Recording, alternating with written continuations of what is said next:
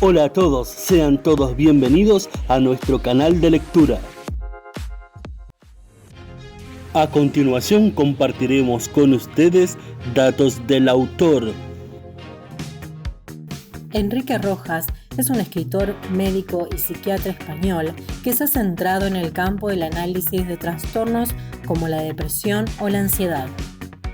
Los temas que más aparecen en sus libros se centran en lo relacionado a la afectividad y a la personalidad del individuo, el relativismo o el desamor. Su análisis está presidido por la búsqueda incansable de la felicidad. Actualmente dirige el Instituto Español de Investigaciones Psiquiátricas de Madrid y es presidente de la Fundación Rojas Estapé para gente joven con trastornos de personalidad y sin recursos económicos. Leeremos en conjunto un fragmento. ¿Cómo superar la ansiedad? La obra definitiva para vencer el estrés, las fobias y las obsesiones, de Enrique Rojas. Concepto de ansiedad. Destacan de entrada algunas distinciones, siempre teniendo bien presente que tanto angustia como ansiedad van a participar de una vivencia nuclear común. Si seguimos un criterio cuantitativo, podremos realizar una distinción entre el miedo y la ansiedad. El miedo es un temor específico, concreto, determinado y objetivo ante algo que, de alguna manera, viene de afuera de nosotros y se nos aproxima trayéndonos inquietud, desasosiego, alarma. Aquí la clave está en la percepción de un peligro real que amenaza en algún sentido. De esta situación arrancan una serie de medidas defensivas que tienen el fin de esquivar, evitar o suponer esa intranquilidad. Esas medidas son racionales y dependen del tipo de peligro concreto. En este caso, la estrategia que se fabrica es bien distinta, pero proporcionada por el hecho en sí. La ansiedad es una vivencia de temor ante algo difuso, vago, inconcreto, indefinido, que a diferencia del miedo, tiene una referencia explícita. Comparte con el anterior la impresión interior del temor, la indefensión, de zozobra. Pero mientras en el miedo esto se produce por algo, en la angustia o ansiedad se produce por nada, se difuminan las referencias.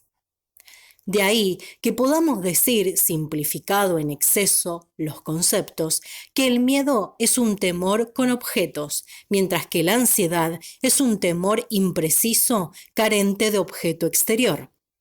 De otra parte, el impacto de la ansiedad va a provocar una distorsión de toda la psicología del sujeto, la cual podría quedar expresada como una alteración en el sentido etimológico de la palabra, la de sentirse traído y llevado y tiranizado por el otro, por ese temor extenso, confuso y farragoso. La ansiedad es una manifestación esencialmente afectiva.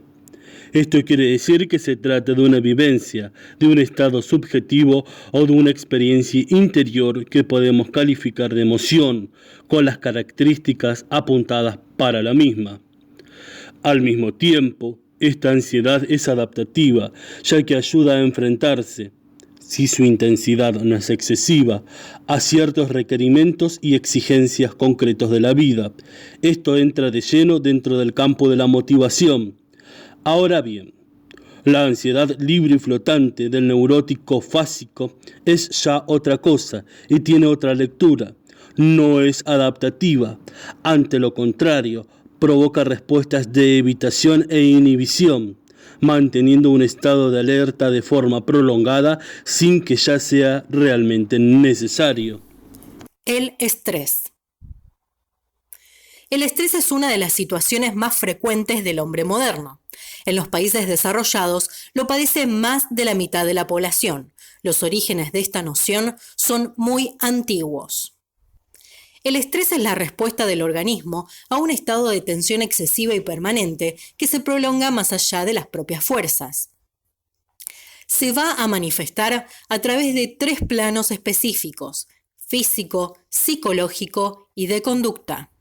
Dicho de otra forma, lo que le ocurre al sujeto con estrés es que se sitúa en unas condiciones de vida que le llevan continuamente al borde del agotamiento.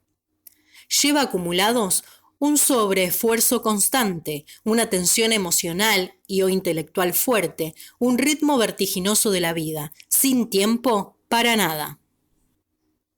Aquí lo fundamental es el tipo de vida.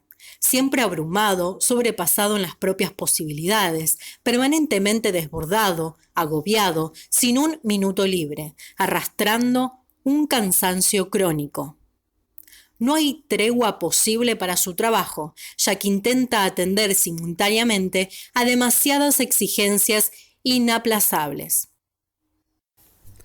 La consecuencia es una hiperactividad incontenible, imparable, que pretende llegar a demasiadas cosas y que acaba por no estar lo suficientemente atenta a todas y cada una de ellas.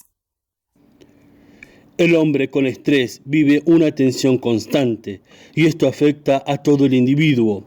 Lo primero que se va a ir observando es una reacción de alarma, derivada de ese estar agobiado por mil cosas. Se caracteriza por una serie muy compleja de modificaciones bioquímicas que tratan de compensar ese estado de excesiva actividad. Bajo nivel de glucosa en sangre, descargas masivas de adrenalina, aumento de catabolismo general de los tejidos, etc. El cortejo sintomático está presidido de excitación cardíaca, aumento del tono muscular y trastornos gastrointestinales difusos. La segunda etapa se denomina fase de resistencia. Se produce cuando ya se ha alcanzado una cierta adaptación a esa sobrecarga prolongada que pretende neutralizarlo. Persiste todo igual que al principio, lo que sucede ahora es que se eleva el nivel de resistencia por encima de lo normal.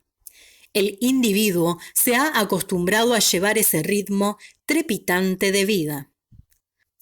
Finalmente, se llega a un tercer y último estadio. Es la fase de agotamiento, tras la supervivencia de los dos primeros.